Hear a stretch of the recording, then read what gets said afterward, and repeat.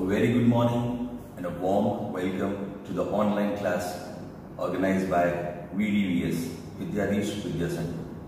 Today we are about to learn something about English grammar. अब जो grammar है वो बहुत टाइप का होता है. किस टाइप का होता है? ग्रामर के टाइप थोड़ा बताओ. ग्रामर का कोई टाइप नहीं होता है एक्चुअली. ग्रामर किस बारे में बात करें? ग्रामर मीन्स जब हम कोई बात बोलना चाहते हैं, किसी चीज को हम कम्युनिकेट करना चाहते हैं किसी के साथ इन अ स्पीकिंग मोड और राइटिंग मोड, तो हमको ग्रामेटिकली करेक्ट होना पड़ता है.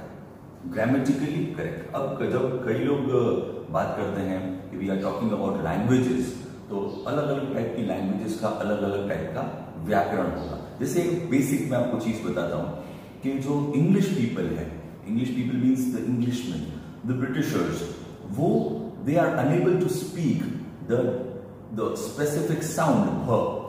वो भ नहीं बोल सकते. जैसे मैं आपको एक एग्जांपल दूं, तो अगर कोई English people the britisher comes to MP की जो सिटी है भोपाल, तो वो जब आएगा भोपाल तो वो उसको क्या बोलेगा? वो उसके पास वो साउंड ही नहीं है, वो ग्रामेटिकली इतना साउंड ही नहीं है, उनके पास इतने साउंड गले के अंदर है ही नहीं. जबकि हमारे जो संस्कृत लिटरेचर है उसके अंदर वैसा साउंड है. हम भ बोल सकते हैं, वो ब बोलेंगे. वो क्या बोलेंगे? Bhavnagar, Bhopal. I have been to Bhopal. Got my point? तो ये एक बेसिक ग्रामर का मैंने आपको एग्जांपल दिया है. ग्रामर आपका बोलने का तरीका चेंज कर सकती है. ग्रामर आपके लिखने का तरीका चेंज कर सकती है. अब ग्रामर एराटिक हो सकती है. एराटिक मीन्स कि वो बिल्कुल एररसम, ऐसी एररसम हो कि आपको समझ में ही, आगे वाले को बिल्कुल समझ में ना आए आप क्या बोलना चाहते हैं और अर्थ का अनर्थ हो जाए.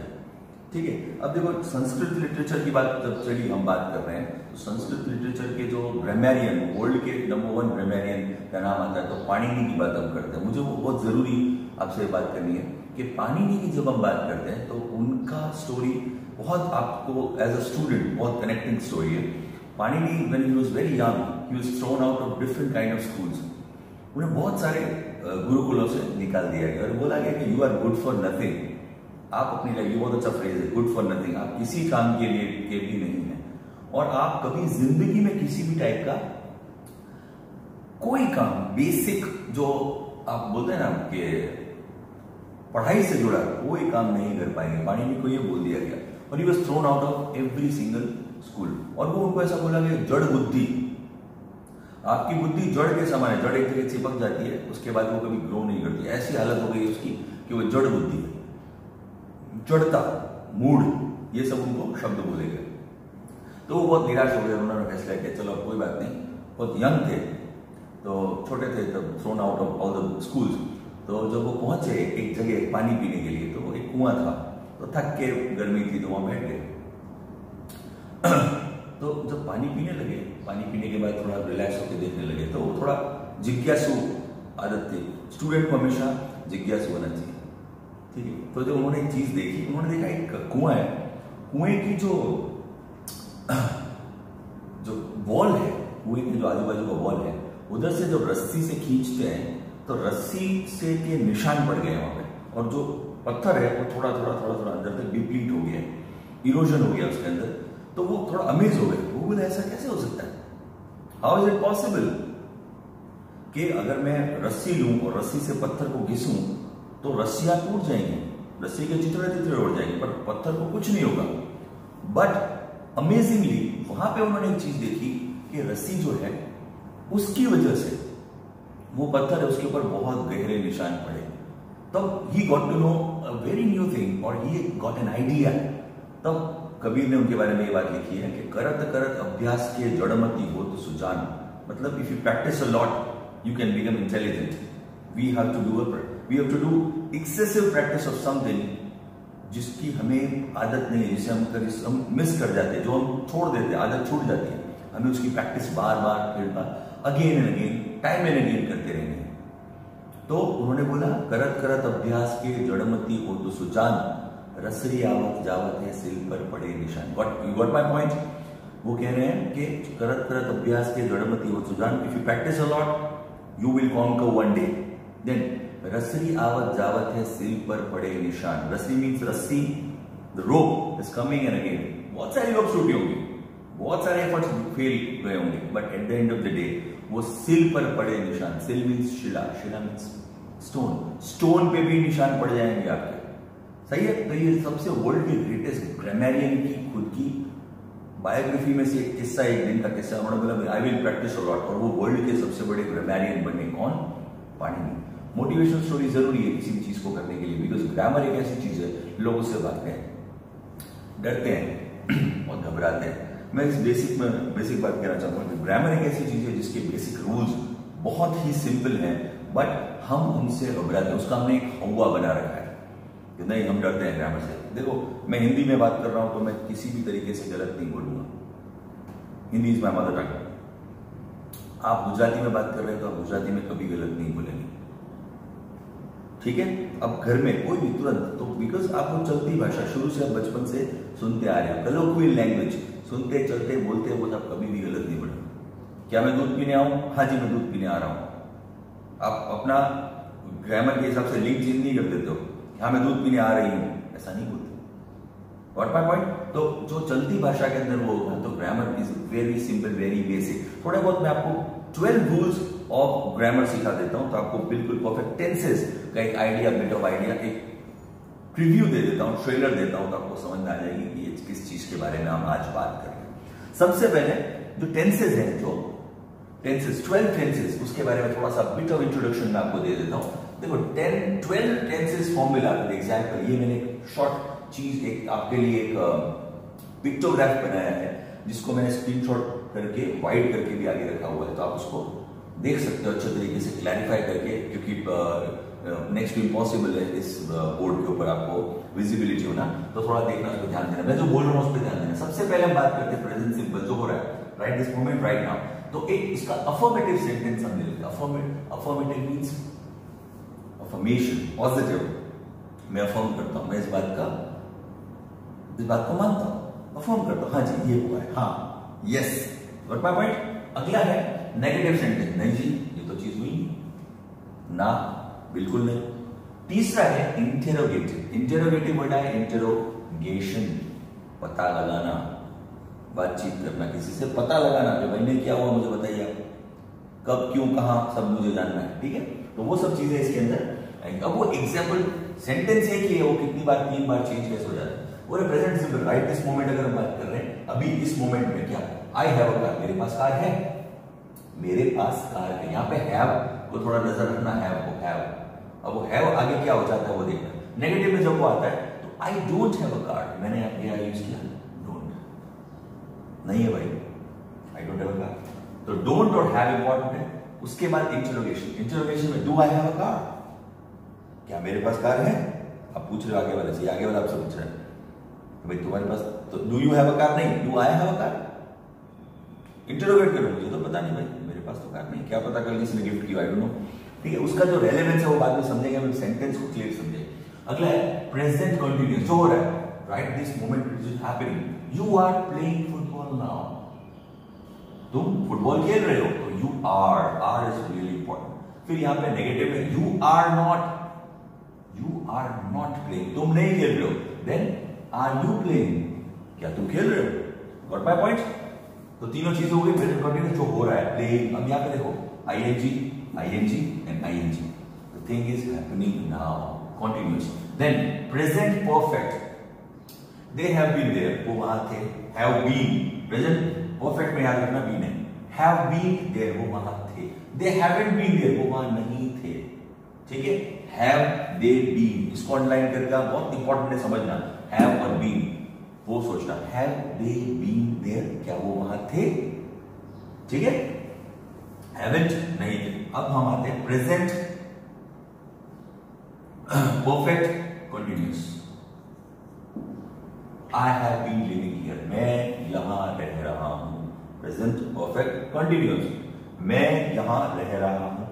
आई हैवंट बीन लिविंग हियर, मैं यहां नहीं रहता हूं, आई हैवंट, HAVEN पॉसिबिलिटी, मैं यहां नहीं रहता। Have they been living here, क्या वो यहां रह रहे हैं, ठीक है।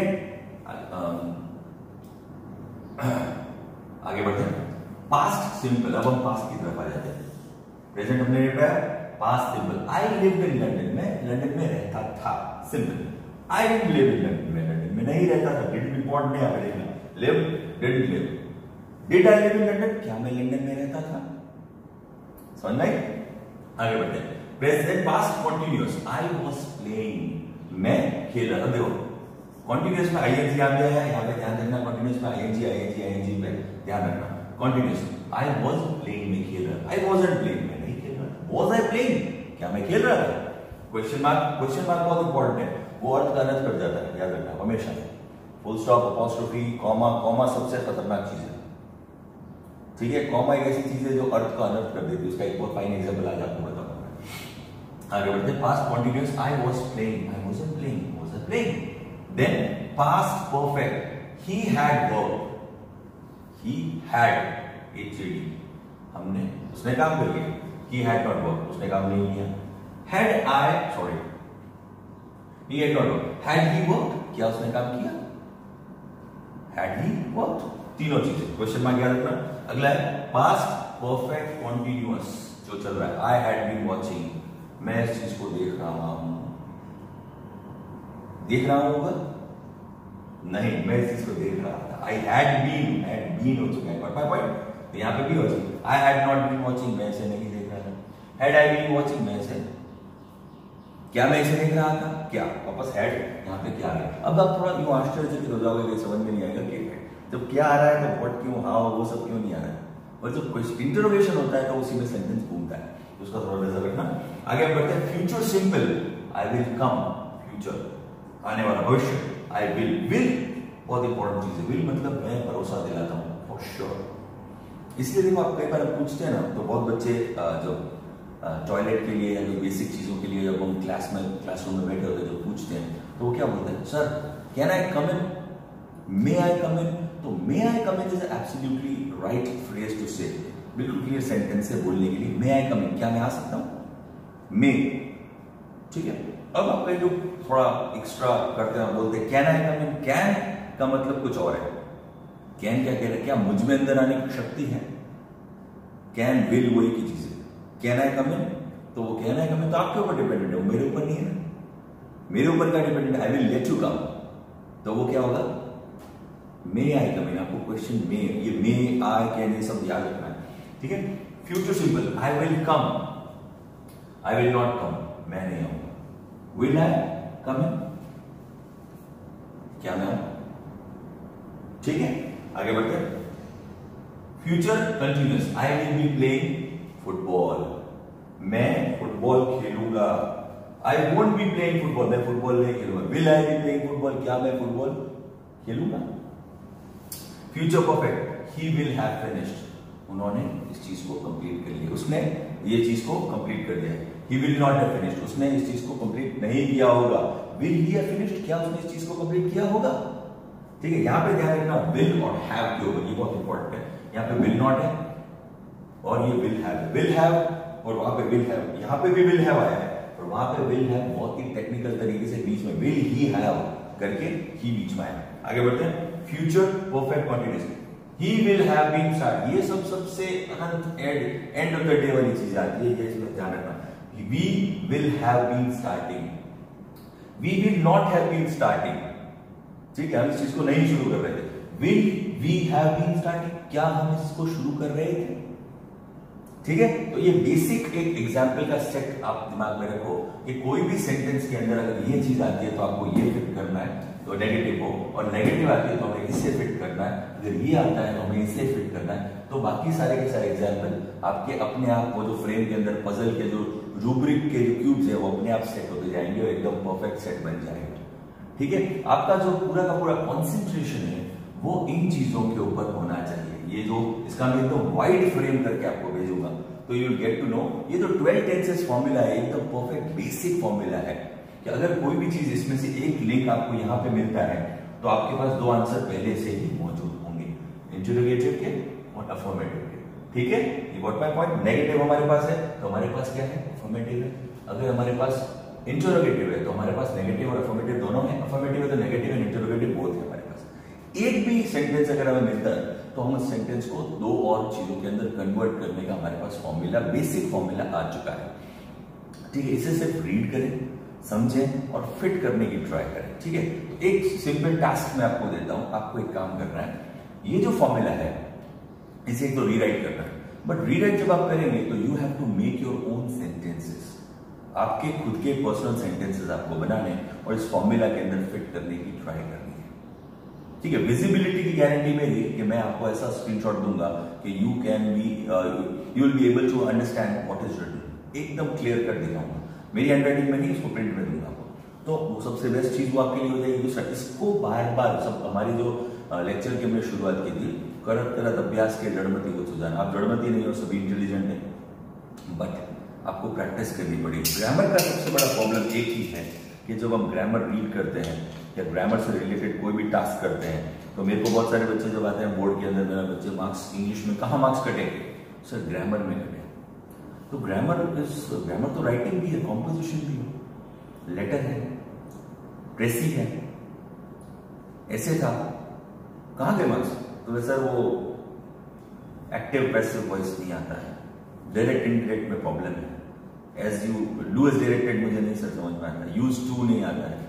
तो बेटा वो तो 1 मार्क के, कम से कम 5-6 मार्क्स के, एरर करेक्शन भी 4 मार्क्स का आता है, एवरेज आप देखो तो 8 मार्क्स, आपके मार्क्स आए 64 और आप बात कर रहे हो मेरे तो 8 मार्क का मैं नहीं करके गया इसलिए मेरा 25 मार्क्स चले गया, ऐसा तो पॉसिबल ही नहीं। तो ये हमने दिमाग में हुआ बना रखा है। दूसरा, ये जो बेसिक ग्रामर है वो 4th स्टैंडर्ड से शुरू होती है और सेम एज दैट 12th तक छोड़ो, आप कॉलेज तक ये रहने वाली है, इसमें कोई भी अपग्रेडिंग नहीं हुई है। हाँ, लेटर्स थोड़े ज्यादा कंडेंस्ड हो गए और ज्यादा पावरफुल हो गए, लेटर आप देखेंगे ऐसे देखेंगे तो उनके टॉपिक वाइड हो गए, डेटा कंटेंट उनका जो एरिया ऑफ नॉलेज है वो बढ़ गया है, बाकी क्या है, बाकी तो कुछ नहीं बढ़ा, basic grammar same as that है, तो हम उसकी प्रैक्टिस नहीं कर रहे हैं, सबसे बड़ा प्रॉब्लम है। रिगरस प्रैक्टिस करनी है, डेली प्रैक्टिस करनी है, रीडिंग, लिसनिंग, राइटिंग और स्पीकिंग, ये 4 टाइप की स्किल्स आपको डेवलप करनी है सभी लोगों को। क्या? Reading, you should read a lot. Read a lot से मेरा मतलब है कि आप अपनी किताबें पढ़ाई करते हो, उसके अलावा क्या आप न्यूज़पेपर पढ़ते हैं? करंट अफेयर्स आपको पता है, जब करंट अफेयर्स पर आप पढ़ने के लिए बुक हाथ में उठाएंगे तो you get to know that tsunami is coming. तो सुनामी से आपको पता चलेगा, अच्छा tsunami is a Japanese word जिसमें टी पहले आता है, एस बाद में आता है, तो एक आपने आपकी वोकैबुलरी में, एक आपकी आर्मरी के अंदर एक और वर्ड ऐड हो गया, उसको मैं आर्म्स एंड एमिनेशन बोलता हूँ वर्ड्स को, कि आपके पास कितने बाण होने चाहिए कि वो जब आप आगे युद्ध करने जाओ, वाक युद्ध करने जाओ, वर्बल वॉर, वर्बल स्पैट करने जाओ, तो आगे वाले के ऊपर इतने तीर की बौछार हो, इतने बढ़िया तीरों की बौछार हो कि वो उससे बच ना पाए। तो वो आर्मरी में होंगे तभी तो निकलेंगे, वो आर्मरी में ऐड करने पड़ते हैं, दिमाग में एकदम हवा में से नहीं आ जाते हैं। ठीक है, तो ऐड करने के लिए हमें क्या करना पड़ेगा? रीडिंग बहुत अच्छी करनी है, इवैल्यूएटिव रीडिंग, उसको इवैल्यूएट भी करना है कि मैं क्या रीड कर रहा हूँ, अच्छा बुरा जो भी है। उसके बाद हम बात करते हैं राइटिंग की। राइटिंग के बारे में हमने कॉम्पोजिशन के बारे में बहुत बात की है, एसेज के बारे में बात की है, प्रेसी के बारे में बात की है। तो वो जो हम राइटिंग करते हैं, तो राइटिंग किस क्वालिटी की है, उस राइटिंग के अंदर हम कैसे किस टाइप के वर्ड यूज करते हैं और ग्रामर किस टाइप के हम यूज कर रहे हैं, किस टाइप की, मतलब एरर्स हम तो नहीं यूज कर रहे हैं, स्पेलिंग एरर्स तो नहीं है, कैपिटल हमारे सही जगह पे है, कॉमा कोलन सही जगह पे है, कंजंक्शन हम सही लगा रहे हैं, सेंटेंस फॉर्मेशन कैसा है, सिंपल कंपाउंड कॉम्प्लेक्स कौन से सेंटेंसेस यूज कर रहे हैं, कौन सी वॉइस में यूज करते हैं, फर्स्ट पर्सन नैरेटिव है, सेकंड पर्सन नैरेटिव है, थर्ड पर्सन नैरेटिव है, किस टाइप की ग्रामर, मतलब हमारा जो पर्सपेक्टिव है क्या वो राइट है या फिर हम अपने हिसाब से ही चलाए जा रहे हैं। फ्री वर्ड्स, देखो एक छोटी सी बात है, पोम कभी भी होती है ना, कोई भी पोम कविता वो राइमिकल स्कीम के अंदर होती है, राइम्स के अंदर, महाभारत भी राइम के अंदर है, सबसे लंबी एपिक पोम्स भी राइम में आप देखेंगे। पर 20th सेंचुरी के एंड में कुछ पोएट ऐसे हुए जो बोलने लगे कि नहीं हम तो ब्लैंक वर्ड्स में लिखेंगे, फ्री वर्ड्स में लिखेंगे, जिसकी राइम मैच ही नहीं होती, तो हम तो लिखने लगेंगे। बहुत लोगों ने लिखा भी, पर आप सोचो कि क्या वो वैलिड है? तो आप ग्रामर के रूल्स को ब्रेक नहीं कर सकते। ठीक है, वो वैलिड भी चली जाएगी आपकी, मजा चला जाएगा। ठीक है, मैगी कभी भी मीठी नहीं बनती है, मैगी के अंदर कुछ भी कर लो आप, पर वो मीठी नहीं बनेगी, तुम्हें कितनी शक्कर डालो, अपन डालो, मैगी आपको भाएगी ही नहीं। अब नहीं, ये मेरा इनोवेशन है, मैं बहुत बेहतरीन कलाकार हूं, मैं नई ग्रामर लेकर आऊंगा, आपको बता दूंगा कि ऐसा भी होता है वैसा भी होता है, नहीं, नॉट पॉसिबल। फिक्स फॉर्मूला है, उस फॉर्मूला पे हमको चलना ही पड़ेगा। बट माय पॉइंट, तो आज का टास्क ये है कि हमको ये एक्सरसाइज करनी है, ये पूरा का पूरा फॉर्मूला एक बार पूरा फॉर्मूला लिखना है और मुझे सेंड करना है। अब ये फॉर्मूला जब आप लिखोगे तो उसके अंदर सेंटेंसेस चेंज होंगे। ये जो सारे सेंटेंसेस 1 2 3 4 5 6 7 8 9 10 11 12, ये 12 टेंसेस मैंने यहाँ बताए और 12 नए सेंटेंसेस आप बनाएंगे। ये सेंटेंसेस जैसे ही बनेंगे तो ऑटोमेटिक ये सेंटेंसेस आपके तैयार हो जाएंगे। बट माय पॉइंट, तो इसको अच्छे तरीके से हमको ये करना है और ग्रामर को थोड़ा दिमाग में अच्छे तरीके से ले आना है, तो आपको पूरी बात समझ में आ जाएगी कि हम कैसे अच्छा लिख सकते हैं। राइटिंग स्किल की बात हमने की, रीडिंग स्किल की बात की, लिसनिंग कब होती है, जब कोई अच्छा बोलेगा तो हम लिसन करेंगे उसे। और स्पीकिंग स्किल्स तो 99.9% के पास होती ही नहीं है। वो होती है but they don't want to speak, क्योंकि they are afraid, they have the inferiority complex कि मुझे नहीं आता। तो स्पीकिंग अपनी बेटर करने के लिए आप ग्रामेटिकली करेक्ट होने चाहिए, आपकी बात आगे वाले तक पहुंचे। ठीक है, अब क्या आप अपनी बात पहुंचाना चाहते हो? This is a good example of communication skills.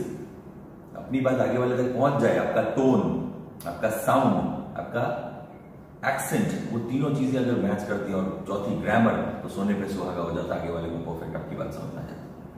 ठीक है, जो हमने सीखा है जब हम बोलेंगे तभी आगे वाले को पता चलता है this person is knowledgeable enough. ठीक है, डिग्री लेके हम गले में नहीं घूमते।